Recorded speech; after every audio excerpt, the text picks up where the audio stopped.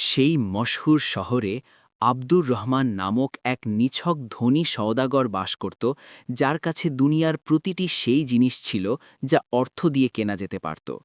তার আলিশান মহলের দেয়ালগুলো আকাশচুম্বী উচ্চতার ছিল এবং তার অন্দরমহলের ছাদে খাঁটি সোনার নকাশি করা হয়েছিল। যখন সে রাজপথ দিয়ে সগৌরবে হেঁটে যেত, তখন সাধারণ মানুষ পরম শ্রদ্ধার সাথে তার সামনে ঝুঁকে যেত। কিন্তু এই সমস্ত দৃশ্যমান শান শকত আর জাঁকজমকের গহীন অন্তরালে এক গভীর অন্ধকার লুকিয়েছিল, যা কারও নজরে আসত না। আসলে আব্দুর রহমানের হৃদয়ের সমস্ত প্রশান্তি ও চয়ন বিলীন হয়ে গিয়েছিল। সে তার অতি মূল্যবান মখমলি শয্যাতেও তীক্ষ্ণ কাঁটার মতো যন্ত্রণায় এপাশ ওপাশ করে ছটফট করতে থাকত। তার হাতের নাগালে পার্থিব সব কিছু বিদ্যমান ছিল, কিন্তু সেই একটি দুষ্প্রাপ্য নিয়ামত গায়েব ছিল, যা একজন মুমিনকে পরম তৃপ্তির ঘুমে আচ্ছন্ন করে দেয়। সেই সওদাগরের বাণিজ্য তরিগুলো দূর দূরান্তের বিভিন্ন মুসলিম মুলুক পর্যন্ত বিস্তৃত ছিল। কিন্তু চরম আশ্চর্যের বিষয় এই ছিল যে সওদাগরের দৌলত যত ত্বরান্বিত হচ্ছিল, ততই তার ভেতরের অস্থিরতা হু হু করে বৃদ্ধি পাচ্ছিল। সে প্রায়শই তার সুরম্য মহলের বাতায়নে দাঁড়িয়ে চিন্তামগ্ন হয়ে নির্গুম রাত কাটিয়ে দিত যে আসলে তার জীবনে কমতি কোথায়। শত শত অনুগত দাস দাসী সবসময় তার প্রতিটি হুকুম তামিল করার অপেক্ষায় কুর্নিশ করে দাঁড়িয়ে থাকত। কিন্তু কোনো বিশ্বস্ত চাকরি শহরের বড় বাজার থেকে তার জন্য হৃদয়ের স্থিরতা কিনে আনতে পারত না। তার বাহ্যিক জীবন ছিল ঠিক যেন এক উন্মুক্ত সোনালী কিতাবের মতো, যার পাতাগুলো উজ্জ্বল হলেও তাতে লিখিত প্রতিটি পংক্তি গভীর যন্ত্রণায় ভরপুর ছিল। আব্দুর রহমান তার এই অসহ্য মানসিক অস্থিরতার উপশম খুঁজতে কোনো প্রচেষ্টাই বাকি রাখেনি। দূর দেশ থেকে শহরের সর্বশ্রেষ্ঠ হেকিম আর অভিজ্ঞ তাবিবদের রাজদরবারে তলব করা হলো। তার সর্বদাই এমন অনুভব হতো যেন তার পাঁজরের নিচে এক লেলিহান আগুন জ্বলছে, যা পানি দিয়ে নেভানো সম্ভব নয়, বরং তা অন্য কোনো বিশেষ কিছুর স্পর্শে প্রশমিত হবে। ধীরে ধীরে আব্দুর রহমানের মেজাজ অতিমাত্রায় খিটখিটে হতে শুরু করল। সে তুচ্ছ কারণে তার অধস্তনদের ওপর রাগ প্রদর্শন করতে শুরু করল। কারণ প্রবাদ আছে যে যখন মানুষ আপন সত্তার ভেতরে ভেঙে চুরমার হয়ে যায়, তখন সে বাইরের জগতের মানুষদের সাথেও অনর্থক বিবাদে লিপ্ত হয়। তার দুশ্চিন্তাগ্রস্ত চোখের নিচে কালচে রঙের গভীর দাগ পড়ে গিয়েছিল, যা তার দীর্ঘ রজনীর জাগরণের নিঃশব্দ সাক্ষ্য দিচ্ছিল। সে মাঝে মধ্যেই তার শৈশবের বন্ধুদের কাছে ব্যাকুল হয়ে জানতে চাইত, তোমরা কি প্রকৃতপক্ষেই পরম শান্তিতে নিদ্রা যাও? আর যখন তারা সন্তুষ্টির সাথে হ্যাঁ বলত, তখন আব্দুর রহমানের ব্যথিত হৃদয়ে এক অব্যক্ত ঈর্ষার দহন তৈরি হতো। একজন সামান্য মজুর যে সারাদিন হাড় ভাঙা পরিশ্রম করে ঘাম ঝরায় আর দিন শেষে শক্ত পাথরের ওপরও শান্তিতে ঘুমিয়ে পড়ে, তাকে আব্দুর রহমান তার অগাধ সম্পদের চেয়েও বহুগুণ বেশি সৌভাগ্যবান মনে করতে শুরু করেছিল। এই বিশাল বিত্তের অধিকারী মানুষটি এখন নিজের জমানো দৌলতের লৌহ কঠিন কয়েদি হয়ে গিয়েছিল। এক নিস্তব্ধ রজনীতে, যখন পুরো শহর গভীর তন্দ্রায় নিমগ্ন ছিল, আব্দুর রহমান তার সুবিশাল প্রাসাদের পুষ্পকাননে একাকী পায়চারি করছিল। স্নিগ্ধ জ্যোৎস্নার রূপালী আলো রকমারি ফুলের ওপর প্রতিফলিত হচ্ছিল, আর রাতের হাওয়ায় ভেসে আসছিল এক জান্নাতি সুবাস। কিন্তু এই সৌন্দর্যের মাঝেও আব্দুর রহমানের মন বিরান মরুভূমির মতো ধুধু করছিল। ঠিক তখনই তার এক অতি পুরানো ও নিষ্ঠাবান কর্মচারীর বলা একটি হিতোপদেশ মনে পড়ল। সেই বৃদ্ধ কর্মচারী একবার উল্লেখ করেছিল যে এই জনপদ থেকে বহু দূরে ধূলিময় পাহাড়ের পাদদেশে একজন অত্যন্ত পরহেজগার বুজুর্গ আলেম বাস করেন। লোকমুখে প্রচার ছিল যে সেই মহাপুরুষ দুনিয়ার সমস্ত শোরগোল আর লৌকিকতা থেকে দূরে থাকেন, কিন্তু তার কাছে মানুষের বিক্ষুব্ধ হৃদয়ের অলৌকিক সমাধান আছে। মানুষেরা বিশ্বাস করত যে তার প্রতিটি বাক্যে এমন আধ্যাত্মিক প্রভাব আছে যা মৃতপ্রায় অন্তরকেও মুহূর্তের মধ্যে নতুন জীবন দান করে। আব্দুর রহমানের হাহাকার ভরার হৃদয়ে এক ক্ষীণ আশার প্রদীপ জ্বেলে উঠল। সে মনে মনে সংকল্প করল যে যখন নশ্বর পৃথিবীর সমস্ত মূল্যবান ভেষজ আর রাজকীয় বিলাসিতা চরমভাবে ব্যর্থ হয়েছে, তখন কেন না একটিবার সেই দরবেশের ভাঙা কুটিরের দরজায় দস্তক দেওয়া যাক। কে জানে, হয়তো সেখানেই সেই অমূল্য আধ্যাত্মিক রত্নভাণ্ডার মিলে যেতে পারে, যা কোনো সোনার মুদ্রার বিনিময়ে আহরণ করা সম্ভব নয়। এই চিন্তা মনে উদয় হওয়া মাত্রই সে চূড়ান্ত সিদ্ধান্ত নিয়ে নিল। সে দৃঢ়ভাবে স্থির করল যে সে তার রাজকীয় শান শওকতের পোশাক বিসর্জন দিয়ে একজন সাধারণ অভুক্ত মানুষের বেশে তার কাছে যাবে। কারণ তার উপলব্ধি হয়েছিল যে অন্তরে অহংকার আর দম্ভ লালন করে সে কশ্চিনকালেও সত্যিকারের প্রশান্তি অন্বেষণ করতে পারবে না। অবশিষ্টাংশ রাত সেই গভীর ধ্যানে মগ্ন থাকল যে আগামী প্রভাতের সূর্য তার পঙ্কিল জীবনে কোন দিগন্তের উন্মোচন ঘটাবে। পরের দিন উদিত সূর্যের প্রথম আলোর আগেই আব্দুর রহমান তার ঐতিহাসিক সফর সূচনা করে দিল। সে তার অতি দামি সাওয়ারি এবং প্রহরীদের সাথে নিতে স্পষ্ট মানা করে দিল। সে সম্পূর্ণ একাকী পায়ে হেঁটে সেই বন্ধুর পথে বেরিয়ে পড়ল, যা সেই আল্লাহর অলির পর্ণকুটিরের দিকে অগ্রসর হয়েছিল। সেই দুর্গম পথ ছিল অত্যন্ত কাঁচা আর ছোট ছোট ধারালো পাথরে কণ্টকাকীর্ণ, যা সওদাগরের কোমল পায়ের তালুর জন্য একেবারে অপরিচিত ছিল।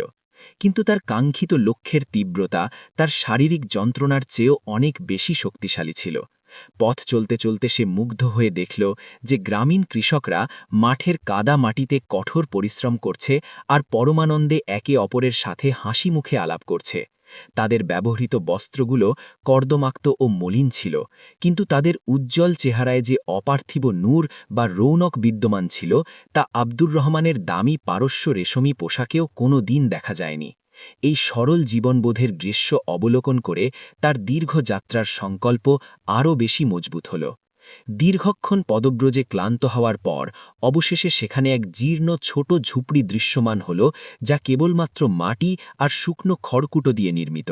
আব্দুর রহমান অত্যন্ত সংকোচ আর জড়তার সাথে সেই কুটিরের দরজার সন্নিকটে উপস্থিত হল। তার অস্থির হৃৎস্পন্দন তখন খুব দ্রুত ওঠানামা করছিল। সে কিছুতেই বুঝতে পারছিল না যে সে এমন একজন জগত্যাগী ব্যক্তির সম্মুখে দাঁড়িয়ে কি নিবেদন করবে, যার কাছে পার্থিব কোনো বৈভব নেই, অথচ সে নিজে জগতের সব কিছুর অধিকারী হওয়া সত্ত্বেও নিজেকে চরম কাঙাল হিসাবে অনুভব করছিল। আব্দুর রহমান অত্যন্ত সতর্কতা ও ভয়ের সাথে পা টিপে টিপে সেই সাধারণ ঝুপড়ির ভেতরে প্রবেশ করল। ভেতরের দৃশ্য চাক্ষুষ করে সে বিস্ময়ে বিমূঢ় হয়ে গেল। সেখানে কোনো পারস্যের দামি কার্পেট বা গালিচা বিছানো ছিল না। মাটির মেঝেতে শুধু একটি সাধারণ খেজুর পাতার পাটি বিছানো ছিল। মাটির একটি বড় কলস শীতল পানি দিয়ে পূর্ণ ছিল, আর কক্ষের এক কোণায় বেশ কিছু পবিত্র কিতাব সুশৃঙ্খলভাবে রাখা ছিল। সেই পুণ্যবান বুজুর্গ আলেম, যার শুভ্র চেহারা দীর্ঘ দাড়িতে আবৃত ছিল এবং দু চোখে এক আধ্যাত্মিক জ্যোতি খেলা করছিল, তিনি তখন গভীর ধ্যানে মগ্ন ছিলেন। তার সেই অনাডম্বর সারল্যের মাঝে এমন এক আধ্যাত্মিক বাদশাহী প্রভাব ছিল, যা আব্দুর রহমান কোনো সম্রাটের শাহী দরবারেও প্রত্যক্ষ করেনি। আব্দুর রহমান বিনয়ের সাথে সেখানেই নিশ্চুপ হয়ে দাঁড়িয়ে থাকল এবং সেই আলেম সাহেবের ইবাদত থেকে ফারিগ বা অবসর হওয়ার প্রতীক্ষা করল। কেবল সেখানে দাঁড়িয়ে থাকতেই তার ভেতরে এমন প্রভাব সৃষ্টি হল, যেন তার অশান্ত মস্তিষ্কের পর্বতসম বোঝা ধীরে ধীরে প্রশমিত হচ্ছে। যখন সেই বুজুর্গ তার নিভৃত ইবাদত সমাপ্ত করলেন এবং সওদাগার আব্দুর রহমানের অভিমুখে দৃষ্টিপাত করলেন, তখন তার চোখে এক অপার্থিব মমতা ও পরিচিতির আভা পরিলক্ষিত হল। মনে হল যেন তিনি কোনো কথা না শুনেই আব্দুর রহমানের কলিজার ক্ষত সম্পর্কে অবগত হয়ে গিয়েছেন।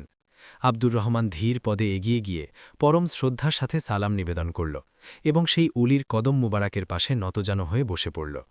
ব্যথায় তার চোখগুলো অশ্রুসিক্ত হয়ে গিয়েছিল। যে দাম্ভিক লোক সারা শহরে কোনো প্রতাপশালী ব্যক্তির সামনেও মস্তক অবনত করত না, আজ সে এক দরবেশের সামনে অঝরে অশ্রুপাত করছিল। আব্দুর রহমান কম্পিত স্বরে আর্জি জানাল, হে আল্লাহর অলি, আমি এই শহরের সর্বশ্রেষ্ঠ ধনী ব্যক্তি। আমার ভাণ্ডারে এত পরিমাণ অর্থ সঞ্চিত আছে যে আমি ইচ্ছে করলে গোটা শহর কিনে নিতে পারি। কিন্তু আক্ষেপের বিষয় হল, আমি নিজের জন্য এক মুহূর্তের চয়ন বা শান্তি কিনে নিতে পারছি না। আমার রজনীর নিদ্রা চিরতরে হারাম হয়ে গিয়েছে। আব্দুর রহমান তার আর্তনাদ জারি রেখে আরও বলল, আমি পৃথিবীর সমস্ত বৈষয়িক চেষ্টা করে বিফল হয়েছি। অভিজ্ঞ হেকিমদের জড়িবুটি, বন্ধুদের আনন্দ মাহফিল, নজরকাড়া নতুন প্রাসাদ, এমনকি নতুন বাণিজ্যিক সাম্রাজ্য, সবই বৃথা মনে হয়েছে।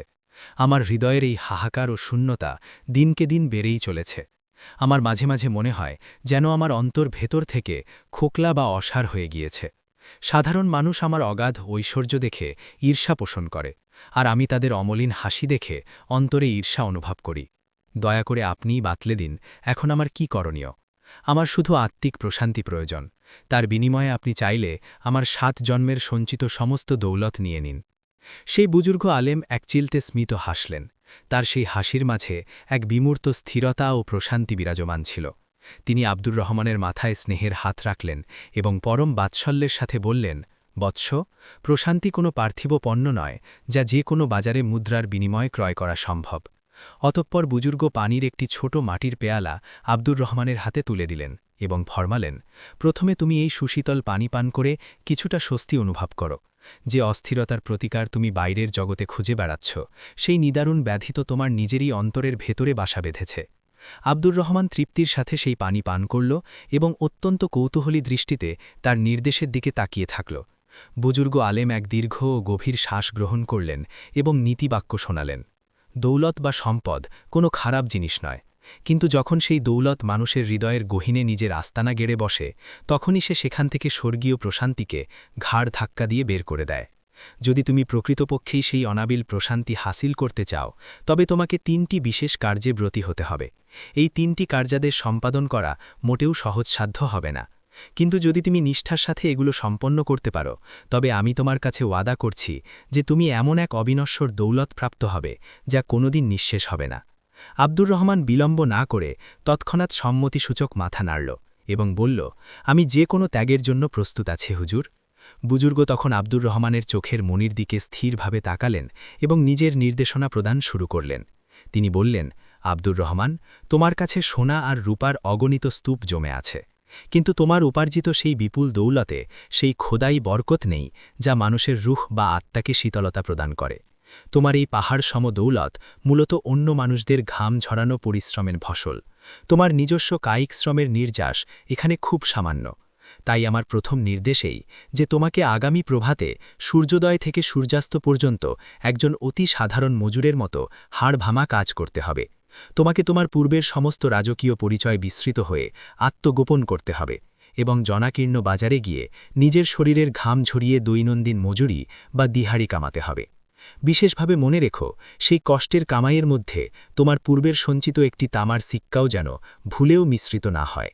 আব্দুর রহমান এই কঠোর নির্দেশের কথা শুনে এক মুহূর্তের জন্য স্তম্ভিত হয়ে গেল। সে তার সম্পূর্ণ বিলাসবহুল জীবনে কখনো একটি সামান্য খড়কুটাও তুলে ধরেনি, আর আজ তাকে ব্যস্ততম বাজারে গিয়ে ঘাম ঝরিয়ে মজুরি করার কঠোর নির্দেশ দেওয়া হচ্ছিল। বুজুর্গ আলেম আরও সংযোজন করলেন, কাজটি শুধু অর্থ উপার্জনেই সীমাবদ্ধ নয়। সন্ধ্যাবেলায় সেই কঠোর পরিশ্রমের লব্ধ অর্থ দিয়ে তোমাকে আহার্য সামগ্রী ক্রয় করতে হবে এবং তা কোনো এমন চরম দরিদ্র ব্যক্তিকে খাওয়াতে হবে যে সত্যিই অভাবী ও ক্ষুধার্ত। যখন তুমি সেই জঠর জলায় জ্বলতে থাকা মানুষটিকে নিজ হাতের কষ্টের কামাই থেকে অন্যের লোকমা মুখে তুলে দেবে, কেবলমাত্র তখনই তুমি পুনরায় আমার সন্নিকটে ফিরে আসবে। এই কাজের বিবরণ শ্রবণ মাত্র সাধারণের কাছে সামান্য মনে হতে পারে, কিন্তু এমন এক আমিরজাদার জন্য যার প্রতিটি ইশারায় পুরো বাণিজ্য নগরী পরিচালিত হতো, এটি ছিল সুউচ্চ হিমালয় জয় করার মতো এক দুঃসাধ্য চ্যালেঞ্জ। আব্দুর রহমান কিছুক্ষণ স্তব্ধ হয়ে গভীর চিন্তা করল, তারপর সেই বুজুর্গ আলেমের হাত মুবারাক ভক্তির সাথে চুম্বন করে সেখান থেকে বিদায়ের অনুমতি চাইল। প্রাসাদে ফেরার পথে তার মনের গহীনে এক তীব্র দ্বন্দ্বের ঝড় বইছিল। তার কুপ্রবৃত্তি বা নফস তাকে প্রলুব্ধ করে বারবার বাধা দিচ্ছিল। তুমি কি সত্যি সত্যি একজন সাধারণ শ্রমিকের মতো মজুরি করবে? কিন্তু তার ছটপট করতে থাকা অস্থির আত্মা তাকে বারবার আর্তনাদ করে বলছিল, হৃদয়ের প্রশান্তি অর্জন করতে হলে এই কষ্টের বিষের পেয়ালা হাসি মুখে পান করতেই হবে। মহলে প্রত্যাবর্তন করে সে তার সমস্ত দামি রাজকীয় পোশাক বিসর্জন দিল এবং এক তালি দেওয়া জরাজীর্ণ পোশাকের জোড়া সংগ্রহ করল, যেমনটি তার অতি সাধারণ ভৃত্যরা পরিধান করত। সে তার আঙুলের মূল্যবান আংটি আর গলার স্বর্ণলঙ্কার এক কাঠের সন্দুকে সযত্নে তালাবদ্ধ করে দিল, যাতে বাইরের কেউ তাকে চিনতে না পারে। পরের দিন যখন সমগ্র শহর সবেমাত্র ভোরের আড়মোড়া ভেঙে জেগে উঠছে, আব্দুর রহমান ছদ্মবেশে নিজেরই বাণিজ্য শহরের বিশাল মজুর হাটে গিয়ে সশরীরে উপস্থিত হল। সেখানে শত শত অসহায় মজুর কাজের প্রত্যাশায় অধীর হয়ে দাঁড়িয়েছিল। আব্দুর রহমান সংকুচিত হয়ে এক কোনায় গিয়ে চুপচাপ দাঁড়িয়েছিল। তার সুশ্রী চেহারা তখন লোবালিতে মাখামাখি ছিল, আর তার গর্বিত নজর মাটির দিকে নিবদ্ধ ছিল। যে লোকগুলো গত দিন পর্যন্ত তাকে দেখামাত্রই কদমবসী করার জন্য ঝুঁকে আসত, আজ সে তার গা ঘেঁষে অবলীলায় চলে যাচ্ছিল, আর তাকে বিন্দুমাত্র শনাক্ত করতে পারছিল না। সে তার জীবনে প্রথমবার রূঢ়ভাবে অনুভব করল যে একজন অতি সাধারণ মানুষের পক্ষে বর্তমান সমাজে নিজের ন্যূনতম পরিচয় অক্ষুণ্ণ রাখা কতটা দুষ্কর ও বেদনাদায়ক বিষয়। সে দীর্ঘক্ষণ ধৈর্য সহকারে অপেক্ষা করতে থাকল, কিন্তু তার সুকুমার ও নাজুক হাতগুলো দর্শন করে কোনো মালিকই তাকে ভারী কাজের জন্য যোগ্য মনে করছিল না। অনেক অপেক্ষার পর এক দীর্ঘদেহী কাঠুরে সেই হাটে পদার্পণ করল, যার বড় বড় কাঠের ভারী ভারী আটি বয়ে নিয়ে যাওয়ার জন্য একজন শক্তিশালী সহকারীর একান্ত প্রয়োজন ছিল। সে আব্দুর রহমানের অভিমুখে তীক্ষ্ণ নজরে তাকাল এবং অত্যন্ত কর্কশ কণ্ঠে প্রশ্ন ছুড়ে দিল, ওহে ভাই, তুমি কি এই কাঠের ভারী বোঝাগুলো পিঠে বহন করতে সক্ষম হবে? কাজের ধরন খুব কঠোর হলেও দিন শেষে বিনিময়ে 2টি রূপার সিক্কা পাবে। আব্দুর রহমান কালক্ষেপণ না করে তৎক্ষণাৎ সম্মতি প্রদান করল। তার অঠেল সম্পদের ভাণ্ডারের কাছে সেই সামান্য 2টি মুদ্রাকে অতি তুচ্ছ মনে হচ্ছিল, কিন্তু আজ সেই সামান্য 2টি মুদ্রাই ছিল তার আত্মার মুক্তির একমাত্র চাবিকাঠি। সে সেই রুক্ষ কাঠুরের সাথে ঘন অরণ্যের দিকে দ্রুত পা চালিয়ে চলল, যেখানে বনের ভিতরে বড় বড় কাঠের ভারী ভারী আটি স্তূপাকারে রাখা ছিল, যা লোকালয় পর্যন্ত পৌঁছে দিতে হবে। যেমনই আব্দুর রহমান তার জীবনে প্রথমবার কাঠের প্রথম সেই অতি ভারী আটিটি নিজের কাঁপতে থাকা পিঠে তুলে নিল, তার মনে হলো যেন তার মেরুদণ্ড এখনই সহস্র টুকরো হয়ে ভেঙে যাবে। কাঠের সেই অমসৃণ ও রুক্ষ পৃষ্ঠতল তার মখমলের মতো কোমল গায়ের চামড়া ছিলে রক্তাক্ত করে দিচ্ছিল। মাত্র কয়েক কদম অগ্রসর হতেই তার দম বন্ধ হয়ে আসার উপক্রম হল, আর কপাল বেয়ে ঘাম ঝরঝর করে গড়িয়ে তার চোখের মনি স্পর্শ করতে লাগল। সে বারবার হুঁচকে খেয়ে পড়ে যাচ্ছিল, কিন্তু সে দমে গিয়ে হার মানল না। তার বারবার সেই বুজুর্গ আলেমের নুরানি চেহারা মানসপটে ভেসে আসছিল এবং নিজের নিদারুণ রজনীর সেই ছটপটানির কথা স্মরণে আসছিল। সে দাঁতে দাঁত চিপে অমানসিক কষ্ট সহ্য করে কদম বাড়াতে লাগল। আজ সে হাড়ে হাড়ে উপলব্ধি করতে পারছিল যে নিঃস্ব মজুরদের ওপর সে তুচ্ছ কারণে চিৎকার করত, তারা আসলে কতটা শারীরিক যন্ত্রণা আর মানসিক ক্লেশ সহ্য করে তার প্রাসাদের বিলাসিতা টিকিয়ে রাখত। দুপুর গড়িয়ে সন্ধ্যা হতে হতে আব্দুর রহমানের শারীরিক অবস্থা অত্যন্ত শোচনীয় রূপ নিল। তার পা দুটোর তালুতে বড় বড় জলভরা ফোসকা পড়ে গিয়েছিল এবং কাঁধের হাড়গুলোতে কালশিটে নীল পড়ে গিয়েছিল। নিদারুণ তৃষ্ণায় তার বুক ও কণ্ঠনালী ফেটে চৌচির হয়ে আসছিল, কিন্তু তার মনে তখন কাজ সমাপ্ত করার এক অদ্ভুত তাড়না কাজ করছিল। কাঠুরে তাকে একটু জিরোতে দেখে পুনরায় ধমক দিয়ে চিৎকার করে উঠল, ওরে ফাঁকিবাজ, জলদি হাত চালা, মাগনা খাবার খাওয়ার ফন্দি করে এসেছিস নাকি? এই বিষাক্ত খোঁচা আব্দুর রহমানের হৃদয়ে ধারালো তীরের মতো বিঁধল। সে তার গোটা জিন্দেগিতে কোনোদিন কারো এমন উচ্চকণ্ঠের ধমক শ্রবণ করেনি। তার ভেতরে সুপ্ত থাকা অহংকারী রাগ আগুনের মতো উথলে উঠতে লাগল। সে মনস্থ করলে এখনই দর্পের সাথে নিজের আসল পরিচয় প্রকাশ করে দিতে পারত, কিন্তু সে অসীম ধৈর্যের সাথে নিজেকে সংযত করল। সে বিনম্রভাবে মাথা নিচু করল এবং পুনরায় সেই ভারী কাঠের বোঝা নিজের পিঠে তুলে নিল। তার দীর্ঘদিনের পুঞ্জীভূত অহংকার এখন ধীরে ধীরে চূর্ণ বিচূর্ণ হয়ে যাচ্ছিল। গোধূলির ধূসর ছায়া নামতে নামতে দিনের সমস্ত কাজ সাফল্যের সাথে সমাপ্ত হল। আব্দুর রহমানের প্রতিটি অঙ্গপ্রত্যঙ্গ ব্যথায় অসাড় হয়ে আসছিল, কিন্তু তার অন্তরাত্মার গভীরে এক অভূতপূর্ব তৃপ্তি বিরাজ করছিল যে সে প্রতিকূলতার কাছে হার স্বীকার করেনি। সেই কাঠুরে তার কাজে সন্তুষ্ট হয়ে তার হাতের তালুতে 2টি খাঁটি তামার সিক্কা প্রদান করল। আব্দুর রহমান যখন সেই কষ্টার্জিত সিক্কা 2টি নিজের হাতের তালুতে রাখল, তখন তার কাছে মনে হল যে এগুলি যেন নশ্বর পৃথিবীর শ্রেষ্ঠ হীরা ও জৌহরত। এই সিক্কাগুলো তার পৈতৃক মিরাসের বা উত্তরাধিকার সূত্রে পাওয়া ছিল না। এগুলি ছিল তার কপাল নিঃসৃত পবিত্র ঘাম আর রক্তের ন্যায্য কামাই। সেই মুদ্রার ক্ষীণ চমক তার প্রাসাদের রাজকীয় স্বর্ণভাণ্ডারের চেয়েও অনেক বেশি উজ্জ্বল আর মহিমান্বিত লাগছিল। সে কৃতজ্ঞ চিত্তে আসমানের পানে তাকাল এবং মহান রবের দরবারে শুকরিয়া জ্ঞাপন করল। এবার শুরু হল বুজুর্গের শর্তের সেই কঠিন দ্বিতীয় পর্বের পালা। আব্দুর রহমান সেই সযত্নে রাখা 2টি সিক্কা নিয়ে শহরের বাজারের দিকে অগ্রসর হল। দীর্ঘশ্রমের কারণে তার উদরে তখন প্রচণ্ড ক্ষুধা অনুভূত হচ্ছিল। মন চাইছিল যে সে এই অর্থ দিয়ে আগে নিজের উদর পূর্তি করে নেয়, কিন্তু তার স্মরণে ছিল যে এই খাবার তাকে আজ অন্য কোনো ক্ষুধার্থের মুখে তুলে দিতে হবে। সে সেই যৎসামান্য সিক্কা দিয়ে কয়েকটি শুকনো আঠা ও গমের রুটি আর সামান্য ডাল ক্রয় করল। এটি এমন মানের এক খাবার ছিল যা সে তার প্রাসাদের পালিত পশু পাখিদেরও হয়তো কোনোদিন আহার হিসেবে প্রদান করত না। কিন্তু আজ সে সেই সাধারণ রুটিগুলোই প্রাণের চেয়েও বেশি যত্ন সহকারে আগলে নিয়ে যাচ্ছিল। এখন তার অন্বেষণ ছিল এমন কোনো সত্যিকারের অভাবী ব্যক্তির, যার অন্তর থেকে আসা একটি দোয়া তার পাথর হৃদয়ের অন্তঃস্থল পর্যন্ত পৌঁছতে সক্ষম হয়। চলতে চলতে হঠাৎ তার নজর এক প্রাচীন ও জরাজীর্ণ মসজিদের সিঁড়িতে জবুথবু হয়ে বসে থাকা এক বৃদ্ধ ভিখারির ওপর নিবদ্ধ হল।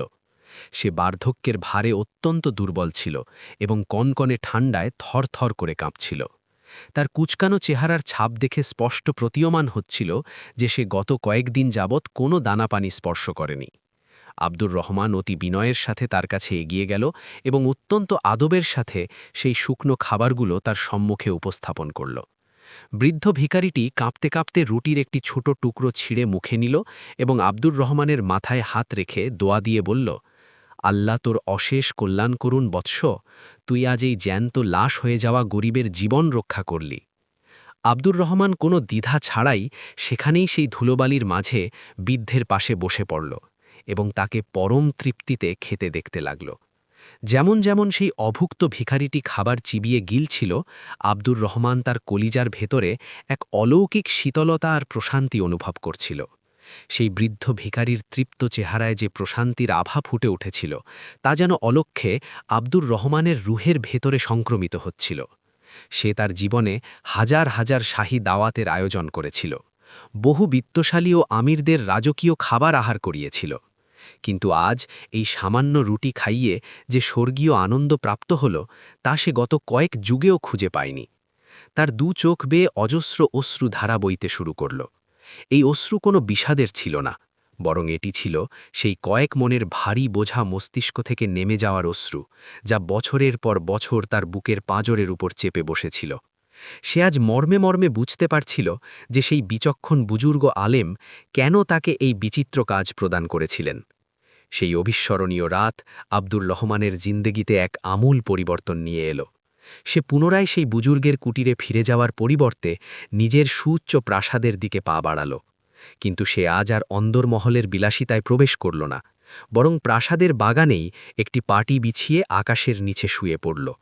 তার সমস্ত শরীর হাড় ভাঙা খাটুনিতে যন্ত্রণায় টনটন করছিল, কিন্তু তার রুহ বা আত্মা তুলার মতো হালকা ছিল।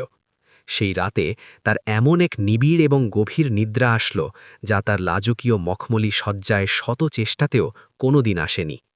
পরদিন প্রভাতে যখন তার নিস্তব্ধ চোখ দুটি খুলল, তখন তার চেহারায় এক অপার্থিব ও ঈশ্বরীয় নূর চমকাচ্ছিল। সে আজ চিরন্তন সত্য উপলব্ধি করতে পেরেছিল যে প্রশান্তি মূলত অন্যকে দেওয়ার মধ্যে নিহিত, কেবল কুক্ষিগত করার মধ্যে নয়, এবং জীবনের প্রকৃত সম্পদ সেই যা সৎ পথে মেহনতের মাধ্যমে উপার্জিত হয়। এবার সে দ্বিতীয় পরীক্ষার জন্য মানসিকভাবে সম্পূর্ণ প্রস্তুত ছিল এবং কালক্ষেপণ না করে তৎক্ষণাৎ সেই পাহাড়ের পাদদেশে বুজুর্গের পর্ণকুটিরের অভিমুখে রওনা হল।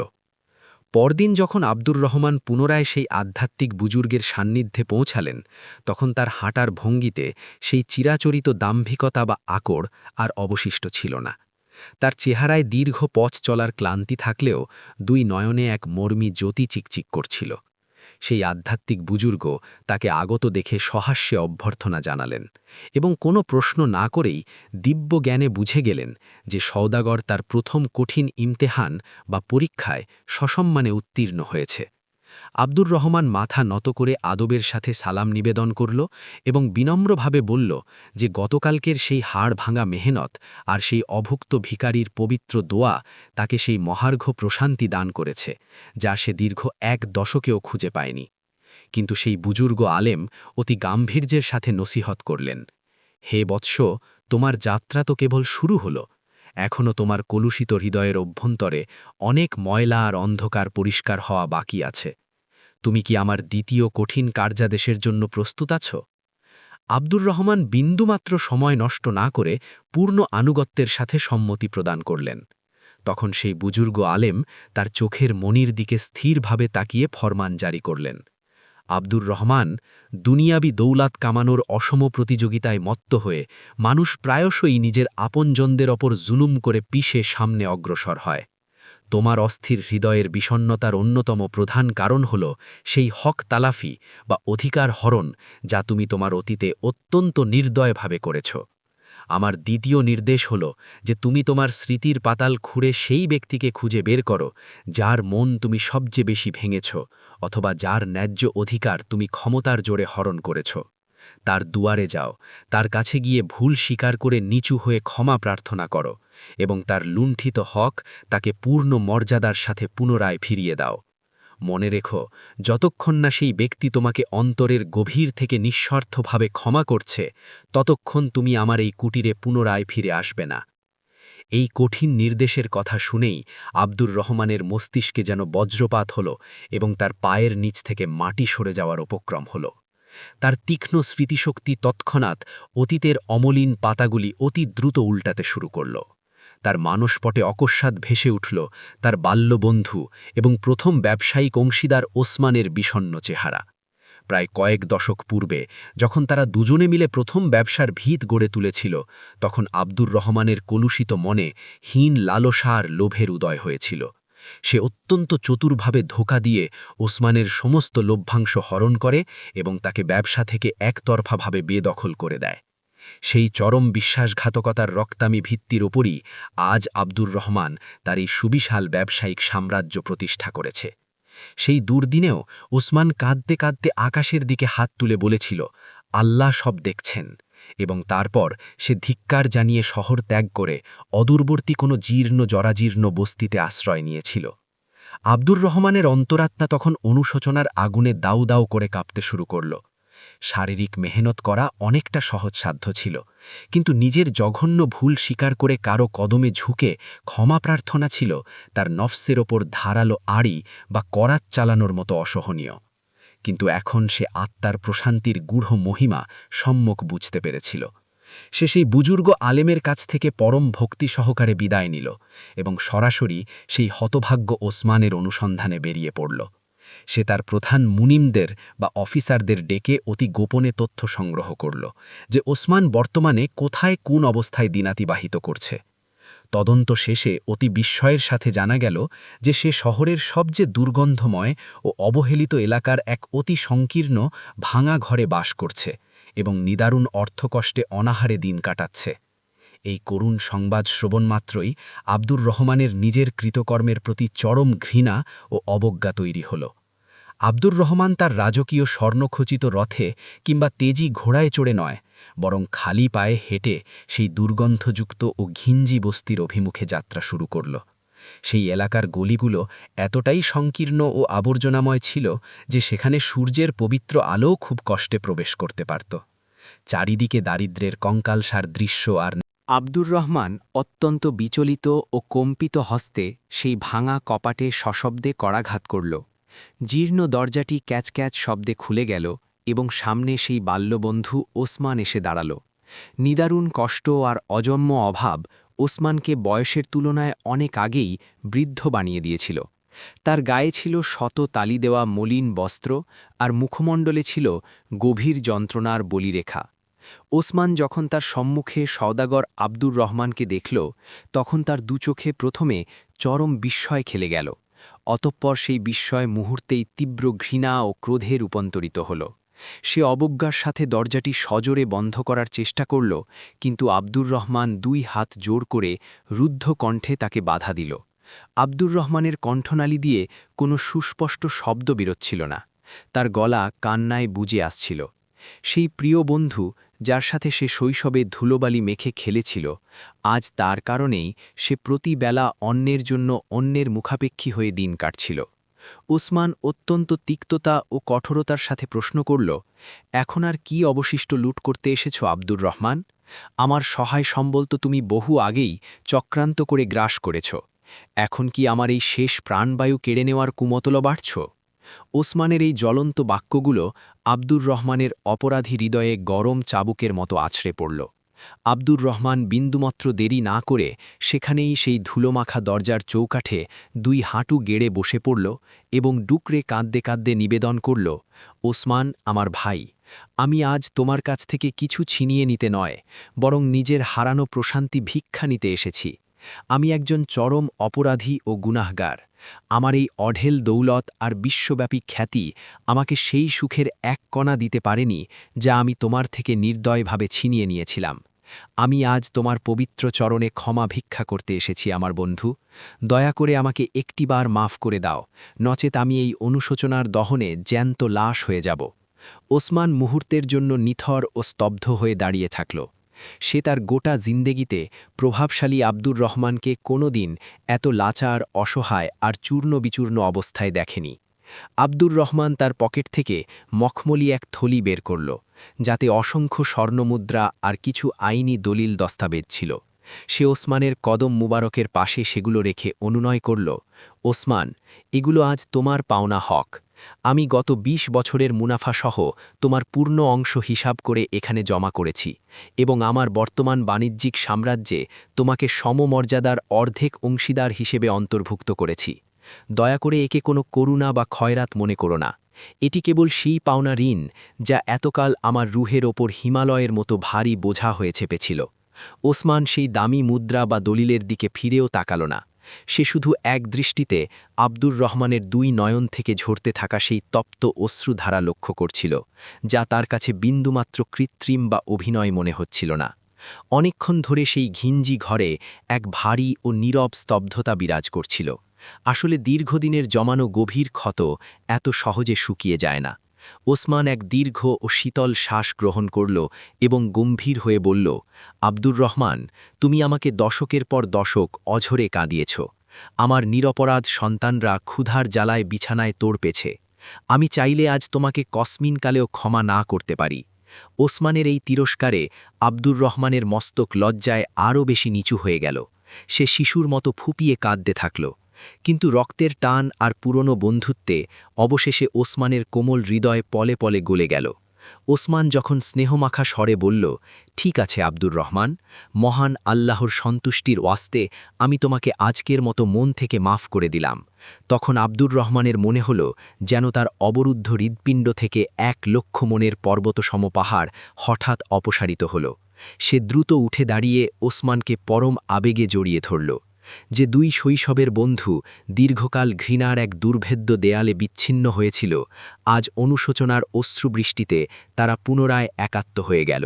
সেই জরাজীর্ণ ভাঙা কুটিরে যে আবেগময় দৃশ্যপট তৈরি হয়েছিল, তা যেন পৃথিবীর যে কোনো শাহী দরবারের আভিজাত্যের চেয়েও কোটি গুণ দামি ছিল। আব্দুর রহমান সেই মুহূর্তেই পবিত্র কসম খেল যে আজ থেকে ওসমান আর তার পরিবারবর্গ কখনো আর দুঃখ কষ্টের মুখ দেখবে না। সে ওসমানকে তার রাজকীয় প্রাসাদে নিয়ে যাওয়ার জন্য বারংবার অনুরোধ করল, কিন্তু ওসমান বিনীতভাবে জানাল যে সে তার এই সাধারণ জীবনযাপনেই পরম সুখী আছে।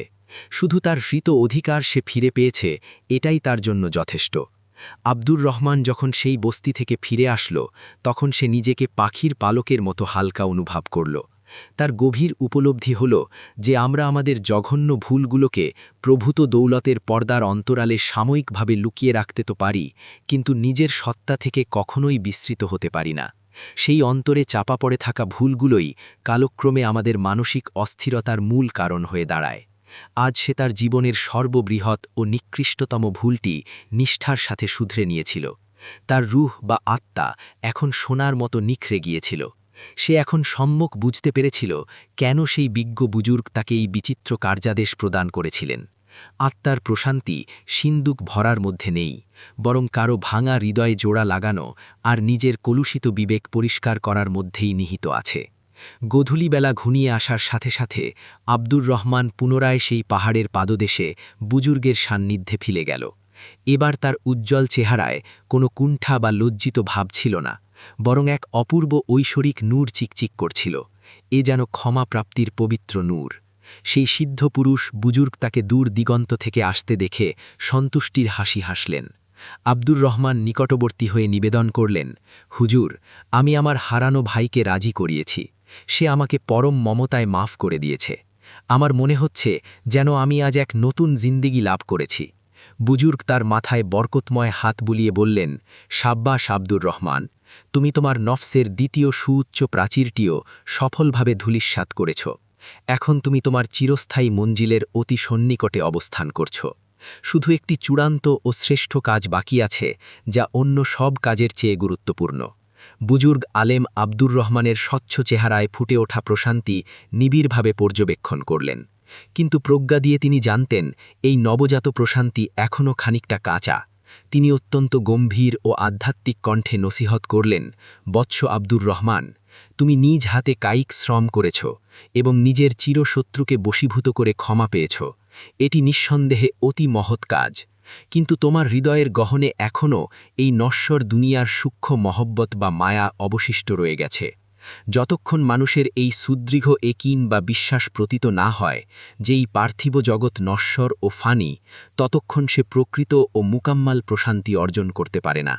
আমার তৃতীয় ও সর্বশেষ নির্দেশ হল যে তোমাকে আজকের এই দীর্ঘ ও নিস্তব্ধ রজনী শহরের প্রান্তরে অবস্থিত সেই প্রাচীন ও বিশাল গোরস্থানে সম্পূর্ণ একাকী কাটাতে হবে। এই নির্দেশ শ্রবণ মাত্রই আব্দুর রহমানের ধমনীতে যেন হিমশীতল স্রোত প্রবাহিত হল। একজন রাজকীয় সৌদাগর, যে সর্বদা রেশমি পর্দার আড়ালে অতি সুরক্ষায় দিন কাটাত, তাকে আজ গভীর রজনীতে মৃতদের মাঝে সেই বিরান প্রান্তরে রাত যাপন করতে হবে। বুজুর্গ আরও যোগ করলেন, সেখানে অবস্থানকালে তোমাকে নিদ্রাচ্ছন্ন হলে চলবে না, কেবল সেই নীরব কবরগুলোর দিকে স্থির দৃষ্টিতে তাকিয়ে থাকতে হবে এবং গভীর চিন্তায় মগ্ন হতে হবে। সেই সব পূর্বসূরীদের সম্পর্কে ভাবতে হবে যারা একসময় তোমার মতোই এই নশ্বর পৃথিবীর জমিনে চরম অহংকার ও দর্পের সাথে বিচরণ করত।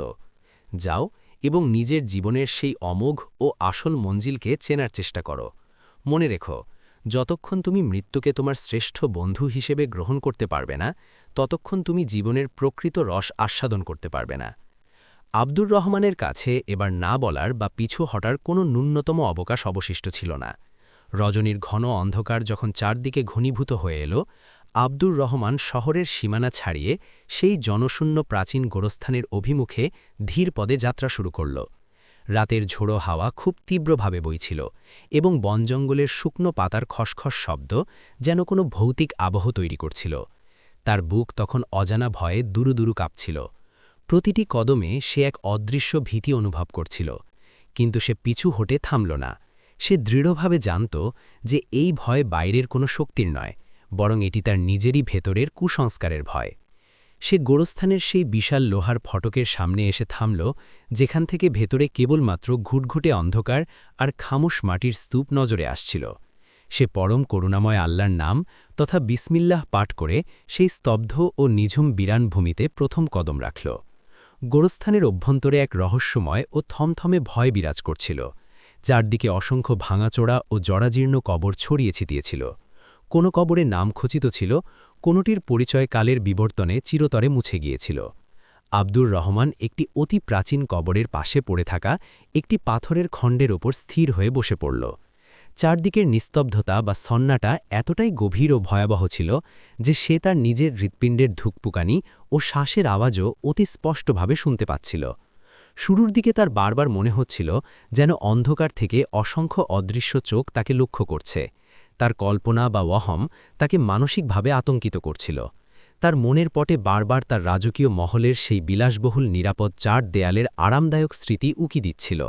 সে কয়েকবার সেখান থেকে পালিয়ে যাওয়ার উপক্রম করল, কিন্তু সে পুনরায় ধৈর্য ধারণ করে তার দুই চোখ বন্ধ করল এবং বুজুর্গ আলেমের প্রতিটি উপদেশ হৃদয়ে ধারণ করার চেষ্টা করল। কিছুক্ষণ অতিবাহিত হওয়ার পর যখন তার দৃষ্টিশক্তি সেই নিচ্ছিদ্র অন্ধকারের সাথে অভ্যস্ত হয়ে গেল, তখন সে অতি গভীর মনোযোগ দিয়ে চারপাশের পরিবেশ পর্যবেক্ষণ করল। হঠাৎ তার অদূরে একটি অত্যন্ত বিশালাকার ও পাকা গম্বুজওয়ালা কবর নজরে আসল। কবরের গায়ে খচিত শিলালিপি পড়ে সে ক্ষণেকের জন্য বিস্ময়ে স্তম্ভিত হয়ে গেল। সেটি ছিল এই বাণিজ্য নগরীর এক অতি প্রাচীন ও প্রতাপশালী বাদশাহের কবর, যার শৌর্যবীর্যের কাহিনী আব্দুর রহমান তার বাল্যকালে বড়দের মুখে শুনেছিল। প্রবাদ ছিল যে সেই বাদশাহের কোষাগারে এত বিপুল পরিমাণ স্বর্ণালঙ্কার সঞ্চিত ছিল যে সে দম্ভ করে বলত সে চাইলে পুরো সূর্যকেও দরে কিনে নিতে পারত। কিন্তু আজ সেই প্রবল পরাক্রমশালী বাদশাহ সেই মাটির তলে একাকী নিথর হয়ে পড়েছিল, যেখানে ঠিক তার পাশেই একজন হতদরিদ্র ভিখারিও সমভাবে দাফনকৃত ছিল। নিষ্ঠুর মাটি বাদশাহ আর ফকিরের মাঝখানের সমস্ত বৈষম্য ও কৃত্রিম পার্থক্য চিরতরে মিটিয়ে দিয়েছিল। আব্দুর রহমান তার অন্তরের গভীরে এক প্রচণ্ড মানসিক ধাক্কা অনুভব করল। সে আত্মজিজ্ঞাসায় ভাবল, আমি আজ কোন তুচ্ছ জিনিসের ওপর এত ঘমণ্ড ও দম্ভ প্রদর্শন করছি? এই ক্ষণস্থায়ী দৌলত, এই রাজপ্রাসাদ, এই সামাজিক রুতবাত সব এখানেই ধূলিসাৎ হয়ে পড়ে থাকবে। কাল আমার অন্তিম গন্তব্য তো সুনিশ্চিতভাবে এই মাটির বিছানায়। এই ধ্রুব সত্যের খেয়াল হৃদয়ে উদয় হওয়া মাত্রই তার দীর্ঘদিনের পুঞ্জীভূত সমস্ত অহংকার ও দর্প বরফের মতো গলে জল হয়ে যেতে লাগল। সে দিব্য চক্ষে অনুভব করল যে সে এতকাল যে কাঙ্ক্ষিত প্রশান্তিকে পার্থিব বস্তুর মাঝে খুঁজে বেড়াচ্ছিল, তা তো আসলে একমাত্র মৃত্যুর শ্রমণের মাঝেই নিহিত আছে। যখন একজন পথিকের ইয়াকিন বা বিশ্বাস হয় যে তার দীর্ঘ সফর এখনই শেষ হতে চলেছে, তখন সে পথের ক্ষুদ্র যাতনা বা কষ্টের বিন্দুমাত্র পরোয়া করে না। তার হৃদয়ের সেই চিরকালীন ভয় এখন এক পবিত্র ইব্রতে বা উপদেশে রূপান্তরিত হচ্ছিল।